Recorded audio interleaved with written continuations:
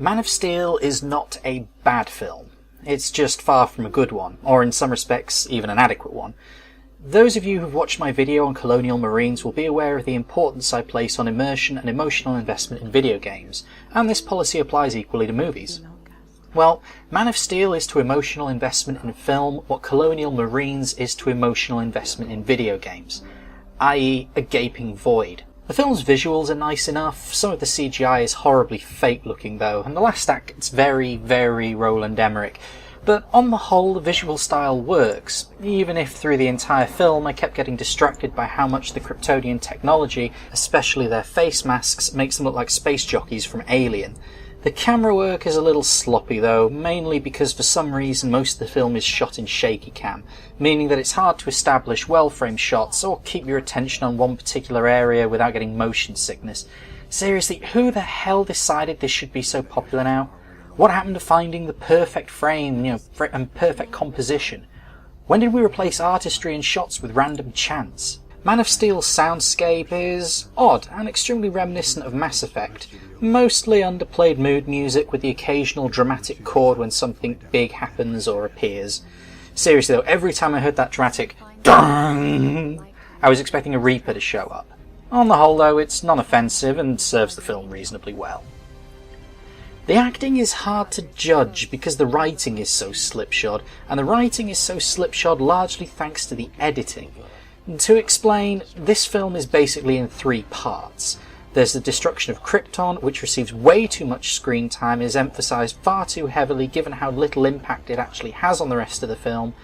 There is some impact, but nowhere near enough to warrant this much screen time.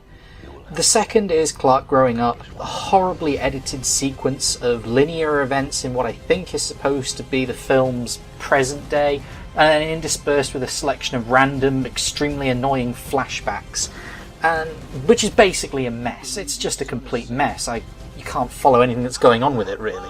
And then there's the final act, where the film makes the aforesaid transition into Roland Emmerich territory, and it just devolves into a cold, emotionless sessions of groups of people throwing each other through buildings.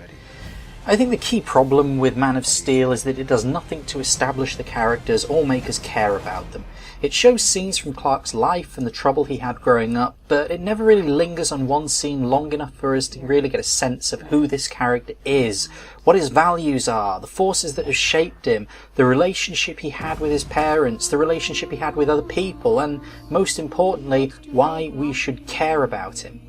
Some of these things are present in the film, some of these relationships are touched on, but they're not developed enough to give us a real emotional bond with the character. But if Soups is badly characterised, well, Lois has it even worse. She has virtually no character in this film at all. No substance, no style, nothing to define who she actually is. If you disagree with me on this one, then I humbly suggest you take Red Letter Media's character acid test. Check their Phantom Menace review if you're not aware of what this actually is. And anyway, without character, it's hard to establish an emotional investment, and without that, all the epic imagery in the world is just a set of colours laid out in such a way and played in such a sequence that it triggers approval from the brain. There's no emotional weight to these action scenes, no matter how epic they may look. So, what does Man of Steel have in terms of cultural impact? Well, honestly, I'd say nothing. It's not like After Earth, where I think it's genuinely bad for people. I've expanded on this a little bit more, see the link in the video description. But at the same time, it doesn't really provoke any strong questions, or offer any answers either. It's the cultural equivalent of a rice cake, easily swallowed but soon forgotten. Ultimately, if you're already invested in the character of Superman and you can transfer that emotional bond to any incarnation or any take on this character, there might be something for you here. But for most people, this film is just going to be a boring, emotionless grind. It's by no means a bad film, but only because it doesn't do anything outside of the lack of emotional investment particularly wrong, not because it does anything right. If you're interested in superhero movies, then maybe this is worth a rental at best, but honestly, for most people, I'd say it's probably not worth your time. But for now, I'm Evis T, signing off.